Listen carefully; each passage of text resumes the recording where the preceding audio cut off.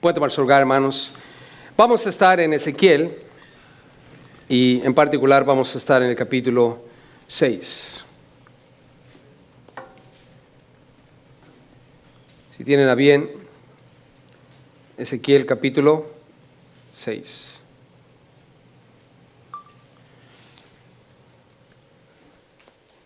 Hoy vamos a estar contemplando todo el capítulo, 14 versículos que nos van a llevar a entender que Dios quiere revelarse a sí mismo, quiere que nosotros lo conozcamos. Y el tema que he seleccionado para esta sección es: sabrán que yo soy Jehová. Sabrán que yo soy Jehová. Y vamos a ir a través de los versículos y de alguna manera vamos a entender que el Señor quiere mostrarse y revelarse.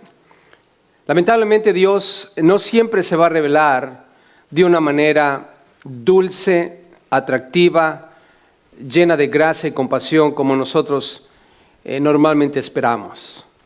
Cuando hablamos de Dios siempre esperamos una bendición, su bondad, cualquier cosa que pueda crear en nosotros ese sentido de que Dios es bueno. Y Dios es bueno, hermanos. Pero también Dios se revela, se muestra a través de los juicios, a través de la disciplina y el castigo que Él aplica cuando el pecado está fuera de control. En el contexto nos damos cuenta que Ezequiel recibe una palabra de Dios. Y esta palabra es en referencia al hecho de que Israel ha pecado contra Dios. Dios es un Dios de misericordia y compasión, pero llega el punto, hermanos, que Él no tolera el pecado. ¿Estamos de acuerdo? El Señor tiene que disciplinarlos, tiene que corregirnos, tiene que llamarnos la atención y de alguna manera nos vamos a dar cuenta que Él busca en medio de la disciplina y el castigo hacer su nombre revelado. Y el pueblo de Israel, indudablemente, hermanos, tuvo la tremenda oportunidad de salvarse porque Ezequiel estuvo con ellos predicando. Jeremías, Isaías, estuvieron ellos hablando por Dios, diciéndoles: tienen que arrepentirse, tienen que venir a Dios una vez más, tienen que apartarse de todo pecado. Y ellos, sin embargo, no quisieron. Así es que al final del día, Dios tuvo que poner mano de obra sobre ellos. Vean conmigo, por favor, en el versículo 1 al 7. Y el primer asunto que quiero que vean aquí es que ellos sabrán que Dios es Dios cuando la espada venga sobre ellos. La espada viene. Miren lo que dice ahí, versículo 1. Vino a mí palabra de Jehová diciendo: Hijo de hombre, Dios le está hablando a Ezequiel, pon tu rostro hacia los montes. ¿Hacia dónde tiene que estar su rostro, hermanos? ¿Hacia los qué? Los montes. La Nueva Versión Internacional dice: alza tu mirada hacia los cerros. Los montes era un lugar específico y clave para poner altares. En la cultura de aquellos entonces, y no muy lejos de nuestras culturas, nos damos cuenta que la mayoría de los templos o altares siempre estaban en lugares altos. Las pirámides, por ejemplo, que nosotros conocemos dentro de la cultura maya, azteca, inca, nosotros nos damos cuenta que ellos hacían pirámides altas y cada pirámide representaba un dios. Y ellos tenían altares a ídolos paganos, el pueblo de Israel. Y Dios le dice a Ezequiel: Ezequiel, mira hacia los montes. Y en el versículo 3 le dice Dios a Ezequiel: y dirás: montes de Israel, oíd palabra de Jehová el Señor. Así ha dicho Jehová el Señor a los montes y a los collados, a los arroyos y a los valles. He aquí que yo haré venir sobre vosotros espada. ¿Qué va a traer Dios sobre ellos, hermanos? Espada. Cuando la espada venga sobre ellos, el pueblo de Israel sabrá que Dios es el Señor. La espada, hermanos. Y le dice aquí: yo haré venir sobre vosotros espada y destruiré vuestros lugares altos. Nueva Versión Internacional dice: vuestros lugares de culto idolátrico. ellos tenían cerros y montes. Y en esos cerros, hermanos, tenían ídolos paganos, algo que Dios prohibió. Dios nunca les dijo que tuviesen dioses ajenos.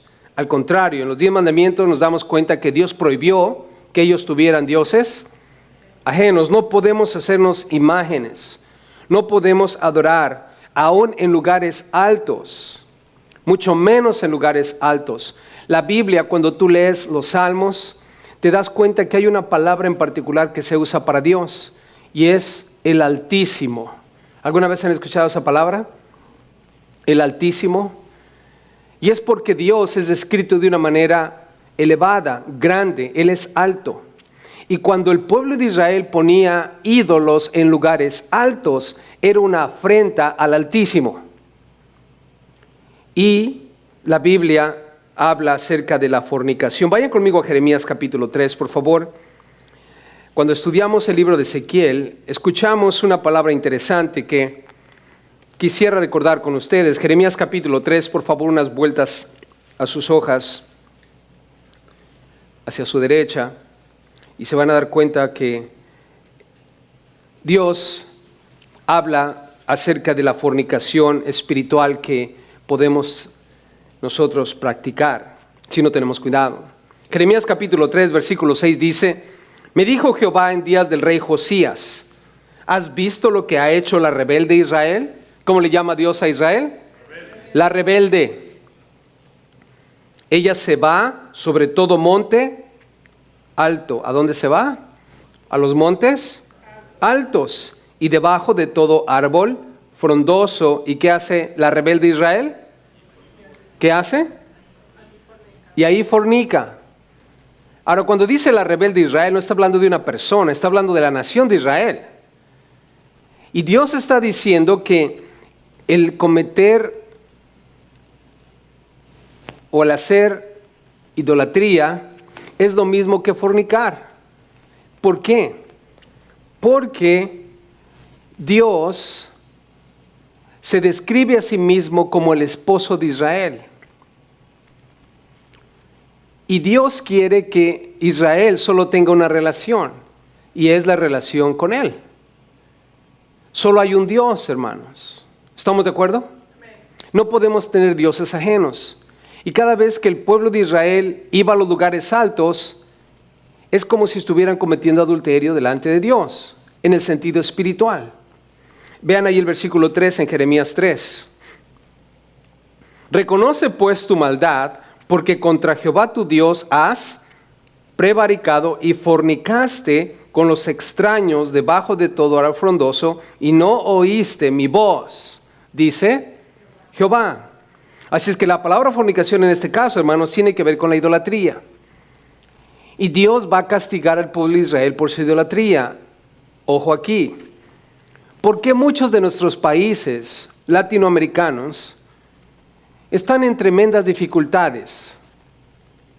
Respuesta: por su idolatría. ¿Qué país latino no es idólatra, hermanos? Yo te pregunto, ¿cuál de todos los países latinos no es idólatra? Y hablo de los países latinos porque nosotros somos latinos y conocemos esos países. Estoy seguro que en Europa también hay idolatría, en Asia, en África y en Australia. Pero nosotros estamos muy familiarizados con nuestros países. Cada vez que voy a los países latinoamericanos, me doy cuenta de que no ha cambiado la situación. Seguimos en una pobreza muy detrimental, materialmente hablando. ¿Por qué? Porque tenemos una pobreza espiritual. Mientras nosotros estemos en fornicación, adorando a ídolos y dioses ajenos delante de Dios, no podemos progresar, no podemos ser bendecidos por Dios. Dios va a tener que traer maldición sobre nosotros, como lo vamos a ver ahorita. Regresen conmigo a Ezequiel, por favor, y veamos el versículo 9. Estábamos leyendo el 3, donde Dios dice que va a traer espada y destruirá los lugares altos. Pero ahí en Ezequiel 6, regresando, por favor, vean el versículo 9, hablando de fornicación. Dice el 9, y los que de vosotros escaparen, se acordarán de mí entre las naciones en los cuales serán cautivos. Escucha esto, porque yo, Este es Dios hablando, hermanos. Yo me quebranté a causa de su corazón. ¿Qué clase de corazón es, hermano? Fornicario. Si dice un corazón fornicario, y acabamos de hablar de que está en referencia a la idolatría, quiere decir entonces que Dios se quebranta, hermanos, cuando ve que una nación está en idolatría. México, por ejemplo, el país vecino nuestro, donde quizás muchos de nosotros somos. Pregunta, ¿está en idolatría, hermanos? Es abundante la idolatría en México. Y si entendemos bien lo que dice aquí, Dios dice, yo me quebranté a causa de su corazón fornicario, que se apartó de mí.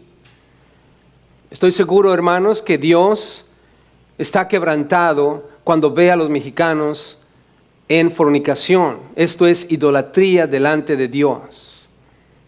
Yo me pregunto, ¿qué pasará en el corazón de Dios el 12 de diciembre? Cuando Dios mira a México. ¿Alguna vez han estado en México el 12 de diciembre? Hermanos, es una tremenda celebración. Es idolatría, procesiones, mandas, sacrificios, gente que se golpea, gente que hace cosas que van más allá de lo razonable. ¿Y cómo está el corazón de Dios, hermanos? ¿Cómo está el corazón de Dios? Quebrantado, está hecho pedazos. ¿Por qué nosotros los cristianos no tenemos ídolos en nuestras casas? ¿Por qué no tenemos figuras? ¿Por qué no tenemos estatuas? ¿Por qué no tenemos imágenes? Porque nosotros entendemos que el corazón de Dios se quebranta cuando hay imágenes en nuestros hogares, especialmente cuando tenemos esa tendencia a confiar en las imágenes. Y aún nosotros como cristianos a veces traemos cruces. Ahora no quiero con esto decir que si traes una cruz estás pecando contra Dios. Pero la primera pregunta que tengo es, ¿por qué traigo una cruz? ¿Porque es mi amuleto de buena suerte?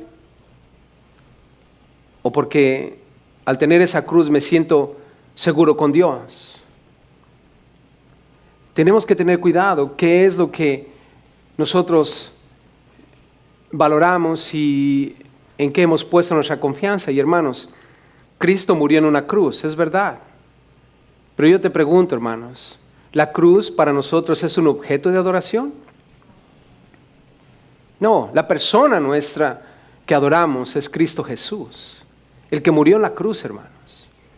Pero para nosotros la cruz es simplemente un medio por el cual Jesús pagó por nuestros pecados.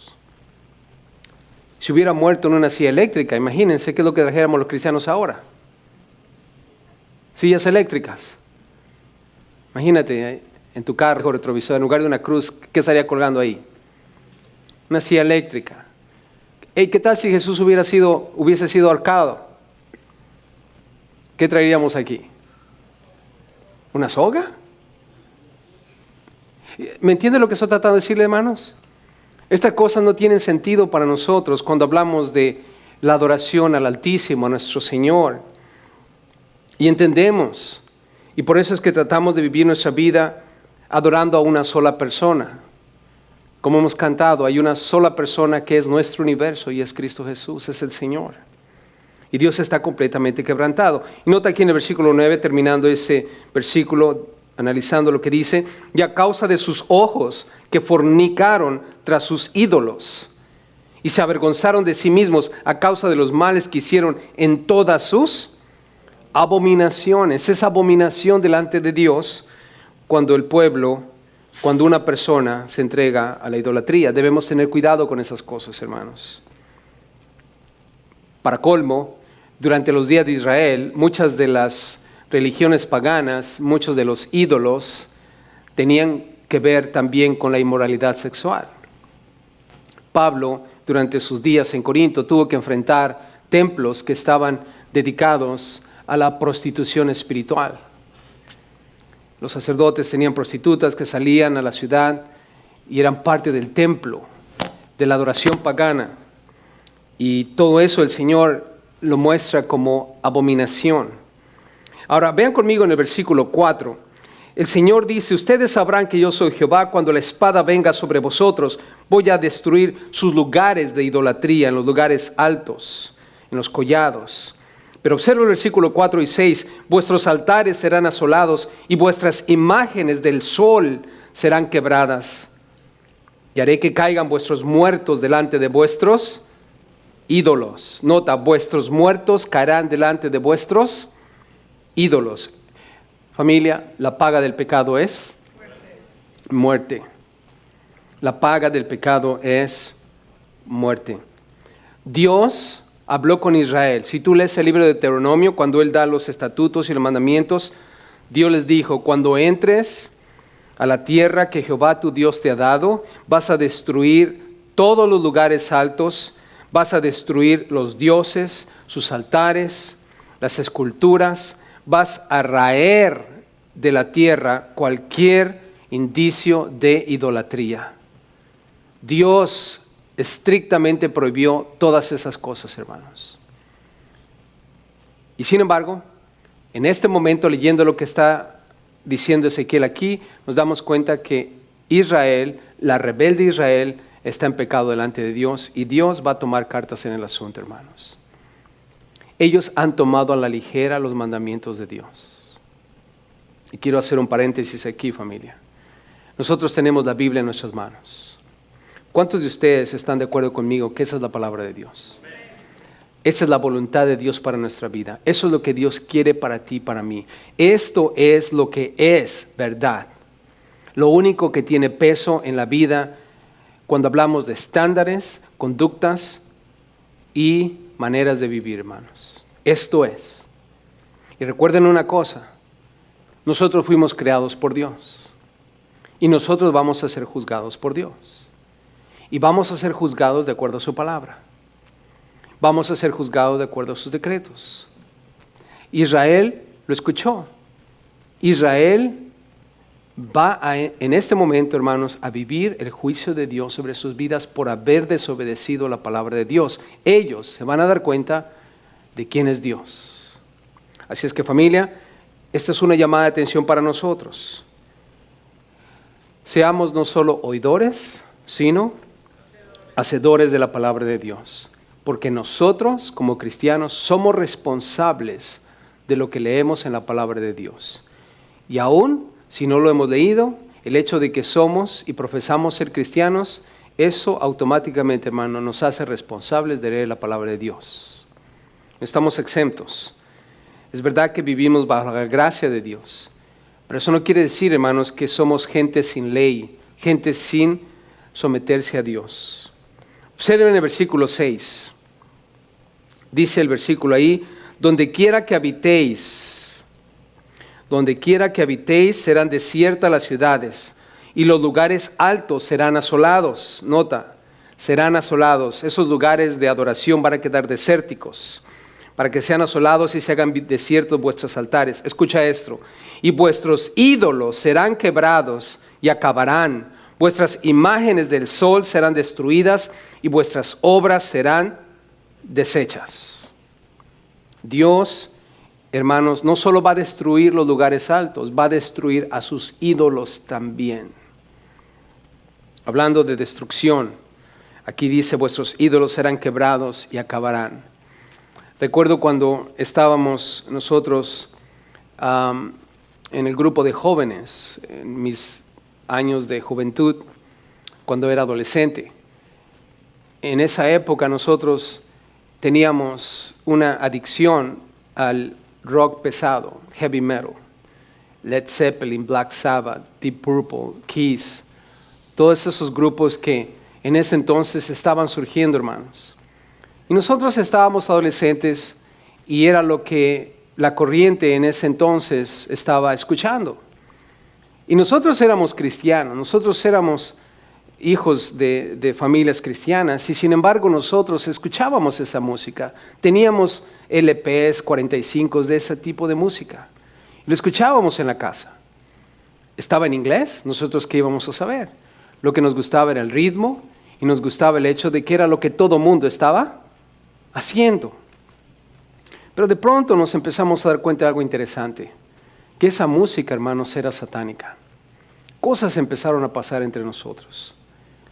Y en una ocasión el pastor nuestro nos llamó a todos y nos preguntó quiénes estábamos escuchando ese tipo de música. Y todos levantamos la mano. Si ustedes hubieran entrado a mi cuarto cuando era adolescente, puro heavy metal, posters y toda la cosa, hermanos. Y la cosa se pone intensa en las noches cuando estábamos escuchando esa música, hermanos. Nosotros no entendíamos inglés, pero sin embargo, hermanos, toda esa música está dedicada ¿a quién? A Satanás. Led Zeppelin, por ejemplo, ellos eran un grupo satánico. Y cuando ellos tocaban en el stage, hacían ceremonias satánicas, hermanos, mientras estaban tocando la música. Carlos Santana, ¿conocen a Carlos Santana? Nosotros escuchábamos a Carlos Santana, hermanos. Él fue al África para estudiar el sonido de los tambores que usaban en el vudú para poder cautivar a las masas mientras él estaba haciendo sus conciertos. Y nosotros estábamos en esas cosas. Quedamos atrapados, hermanos, en ídolos. Y poco a poco estábamos siendo seducidos a algo que tenía que ver con el satanismo y el ocultismo, sin que nosotros nos diéramos cuenta. Hasta que eventualmente nuestro pastor nos preguntó y empezó a tomar cartas en el asunto. Otro pastor llegó a nuestra iglesia y empezó a mostrarnos gráficamente cómo es que todos esos grupos tenían que ver con Satanás, hermanos.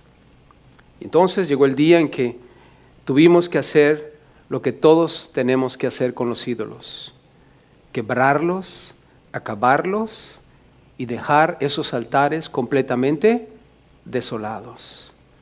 Para mí, hermanos, en ese momento mi altar era el lugar donde tenía todos mis LPs con mi tocadiscos. Y cuando nosotros fuimos expuestos a todo eso, hermanos, vino una gran convicción, porque obviamente yo no quiero estar del lado de Satanás. Yo creía en Dios y amaba a Dios y estaba con mi familia sirviendo a Dios. Y el pastor, después de que nos mostró eso, nos dimos cuenta que todo eso era satánico y nos pidió algo que nos tomó un poco de tiempo, pero eventualmente lo hicimos. Nos pidió que trajéramos todos nuestros discos porque los íbamos a quemar. Yo pensaba venderlos, pero él empezó a hablar acerca de cómo vas a vender cosas que van a servir para algo más. Mejor hay que destruirlos. Y llegó el día, hermanos, que tuve que tomarlos todos y los llevamos a la iglesia. Y en el patio de la iglesia hicimos una fogata, le pedimos perdón a Dios y llorando empezamos a echar uno por uno. Y digo llorando no porque estamos quemando los discos, sino porque nosotros tenemos que en algún momento, hermanos, tener una plena convicción a quién vamos a servir nosotros. ¿Vamos a servir a Dios o vamos a servir a los ídolos? Y hay cosas, y tú puedes decir, no, es solamente música, pastor. Bueno, piensa lo que tú quieras. Solo te estoy diciendo algo que me pasó a mí, que realmente tenía que ver con el satanismo. Pero no dudo, hermanos, de que hay mucha música allá afuera, muchos ídolos, muchos deportes que a veces están tomando el lugar de Dios. Y debemos tener mucho cuidado.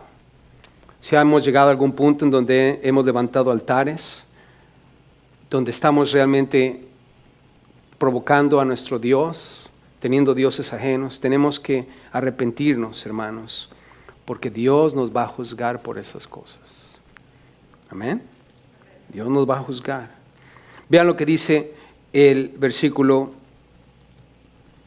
4. Quiero solamente que vean ahora a los muertos. Voy a llevarlos en el 4, 5, 7 y 13 para mostrarles cómo Dios no solo limpió los lugares altos, no solo destruyó las imágenes, pero también Dios mató a los idólatras. Vean lo que dice el versículo 4. Al final dice, y haré que caigan vuestros muertos delante de ¿dónde, hermanos? De vuestros ídolos. Vean el 5. Y pondré los cuerpos muertos de los hijos de Israel delante de sus ídolos. Versículo 7. Y los muertos caerán en medio de vosotros. Versículo 13. Y sabréis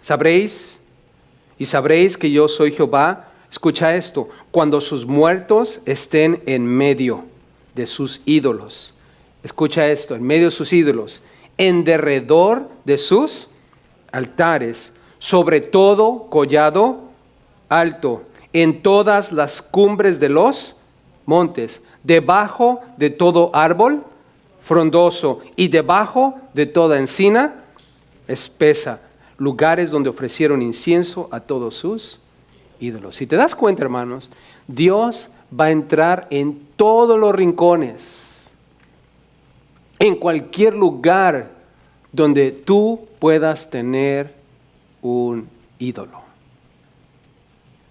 ¿Estamos de acuerdo, hermanos? Tengamos mucho cuidado. Yo lo tengo en el garage, hermano, para no ofender a nadie. Dios va a entrar en tu garage y Dios va a hacer todo ahí. Lo tengas arriba, lo tengas abajo, donde quiera que esté, hermano, hermana, Dios va a juzgar la idolatría. Lo primero que el Señor dijo es: no tendrás dioses ajenos delante de mí. Ahora, ¿por qué Dios está haciendo esto, hermanos? Lo que Dios está haciendo es diciéndoles: ustedes han pecado contra mí y no se han arrepentido. Ustedes van a saber que yo soy Dios, que no estoy jugando. ¿Verdad que Dios no está jugando, hermanos? Ahora, Dios quiere salvarnos, ¿no es cierto? En este momento, hermanos, todavía faltan casi 6 años antes de que lo que vamos a leer ocurra.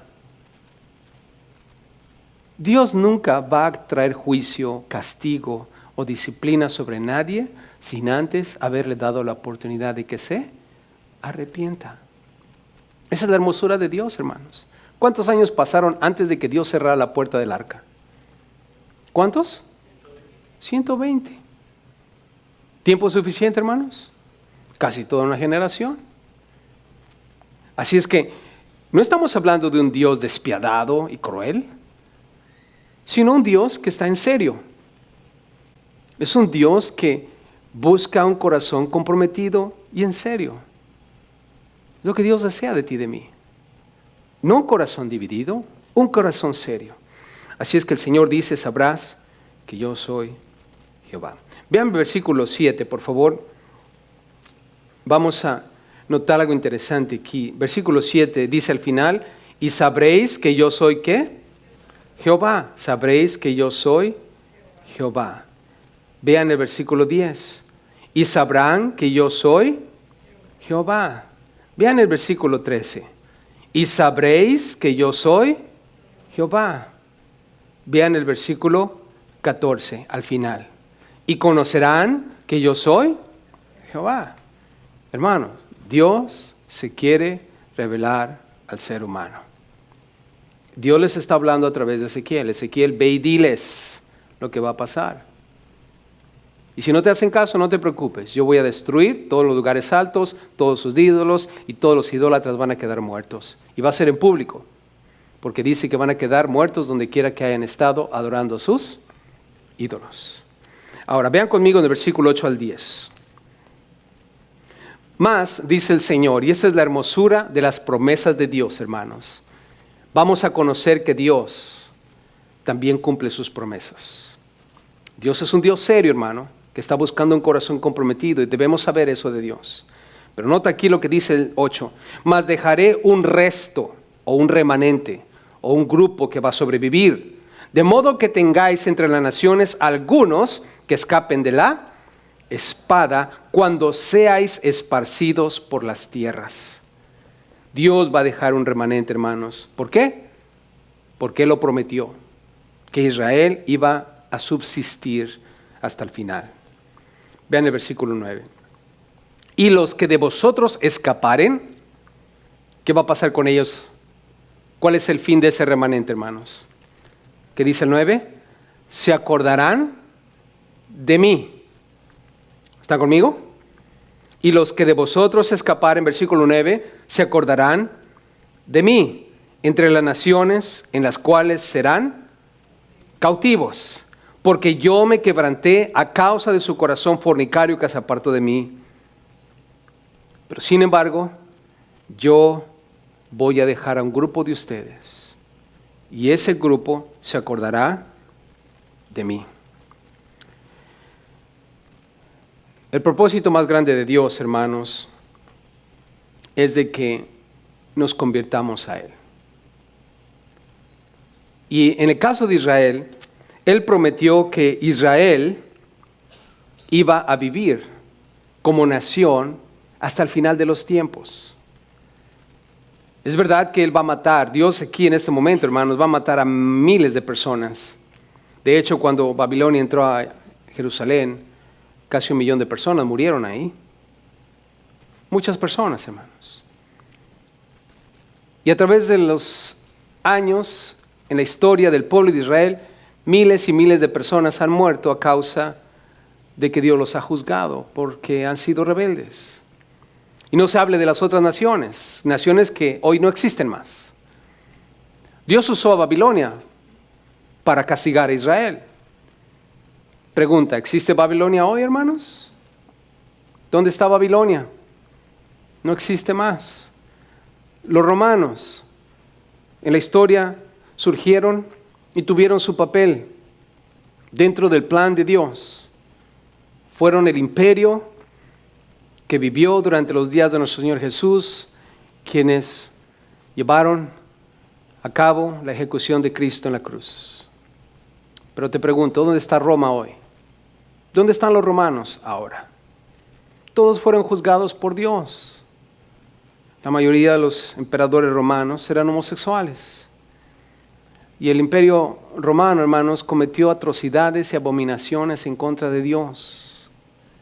Y Dios los destruyó a todos. Lo mismo hizo con Babilonia. Y lo mismo hizo con Asiria y con los egipcios. Pero cuando se trata de Israel, ¿por qué Dios no exterminó a los judíos? Porque Dios prometió que siempre iba a haber un remanente. Si tú vas a Israel hoy, es la nación original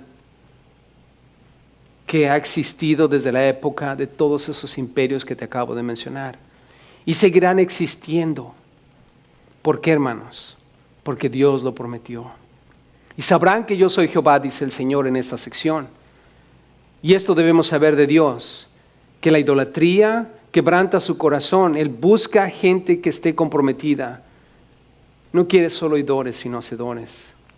Pero también, hermanos, Él es un Dios que cumple sus promesas.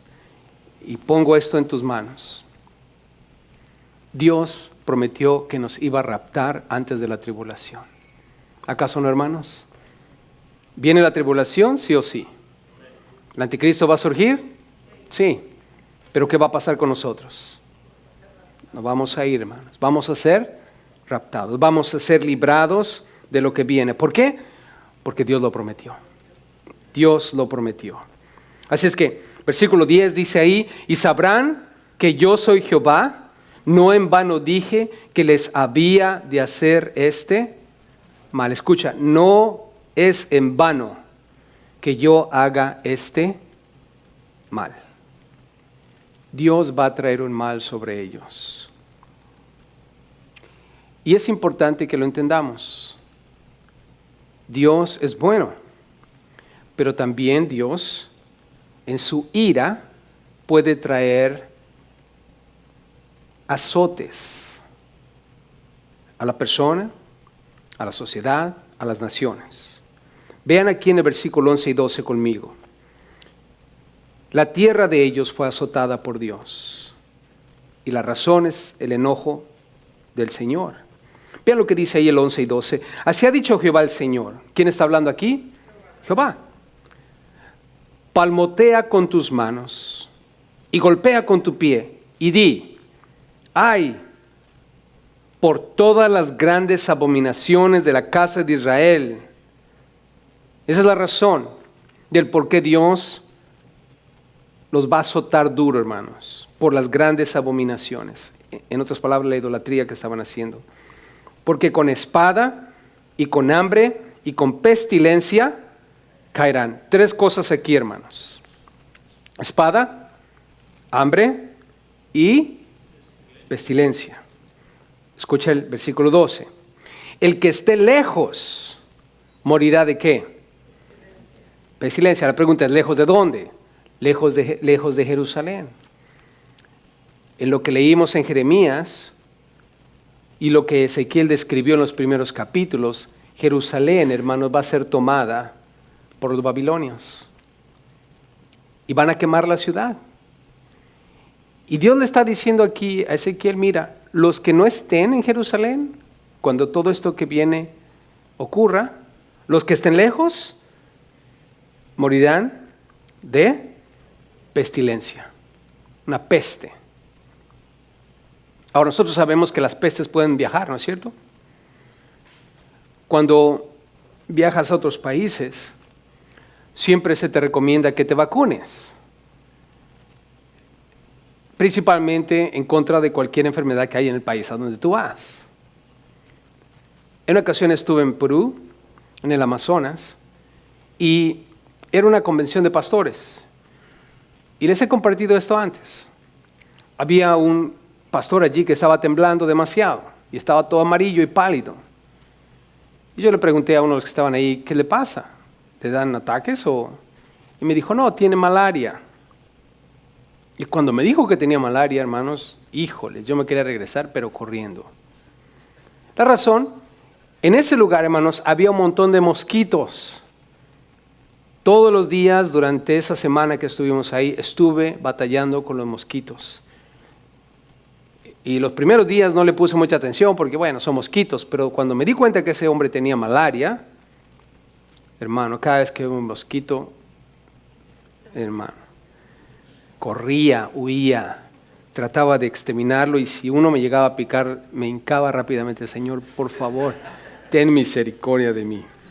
Estoy exagerando, obviamente, pero había un pavor en mi corazón, hermanos. Porque ustedes saben lo que puede pasar si uno de esos insectos me pica y me transmite la malaria. Ahora, imagínense que eso hubiera pasado. ¿Ustedes piensan que iba a poder subirme al avión y regresar a California bien quitado la pena? Y llegar a mi casa y abrazar a mi esposa y decirle, hello, darling, I'm here. ¿Hasta crees? Me iban a poner en cuarentena, ¿no es cierto? Y a lo mejor ni me iban a dejar entrar. ¿Por qué? Y es razonable, no quieres que los demás se contagien. Es mejor que muera uno que mueran todos. Porque una peste puede viajar. Una peste puede atravesar fronteras. ¿Se acuerdan cuando cruzas la frontera? Una ocasión traía unos aguacates bien buenos y me los quitó el de la migra ahí, la frontera, ¿no? Y yo dije, qué gacho que le gustó mis aguacates y me los quitó. Pero también cruzando California, Arizona, también nos quitan la fruta. Y dices, ¿qué les pasa a estos? Hasta que uno, ¿verdad?, empieza a razonar y entender la razón. Y es porque no quieres que entren plagas. Porque todo eso viaja, hermanos, no hay fronteras. Ahora, ¿por qué te cuento esto, hermanos? Porque Dios usa todas esas cosas para traer juicio sobre la gente. ¿Una plaga puede ser un juicio de parte de Dios? La respuesta es sí, hermano. Sí, porque aquí lo dice. El que esté lejos morirá de pestilencia. Y el que esté cerca, los que estén en Jerusalén caerán aquí, hermanos.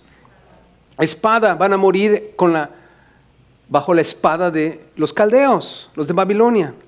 Nota, y el que quede, el que no haya estado lejos y haya muerto de peste o no haya estado en Jerusalén cuando lo mataron con la espada, dice, ya la libré, ya la hice, ¿no? ¿Qué dice el Señor? ¿No? Y el que quede y sea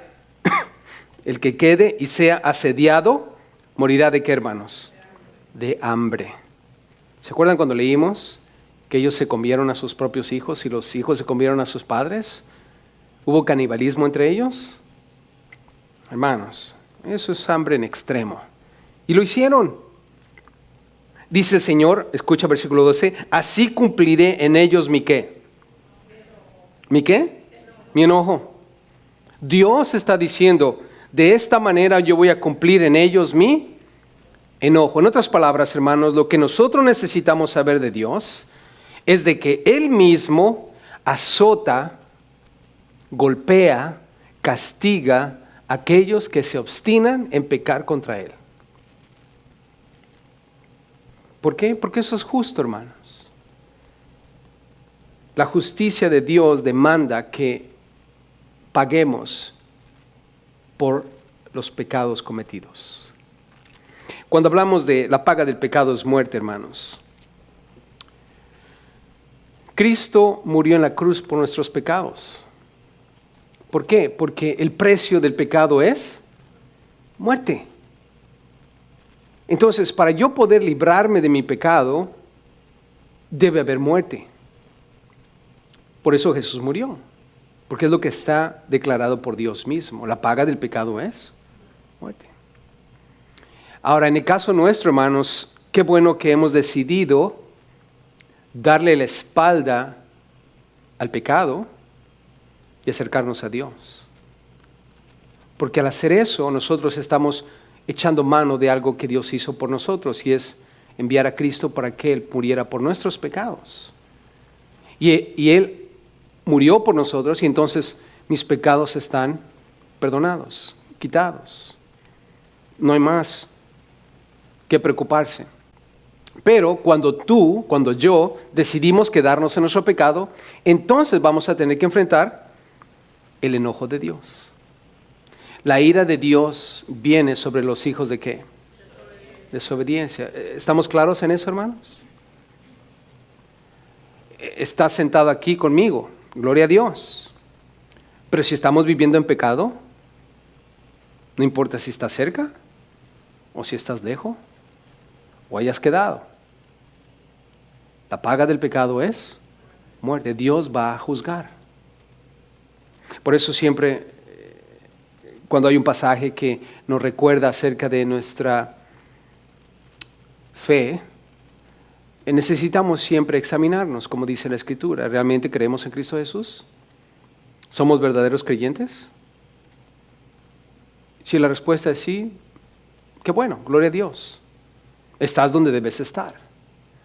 Pero si alguno de nosotros solamente está jugando a la iglesita o está solamente tratando de hacer algo para cubrir de alguna manera su conciencia, buscando de alguna manera apaciguar, entre comillas, la ira de Dios sobre su vida, estás en peligro, porque al final del día, hermano, o eres frío o eres caliente.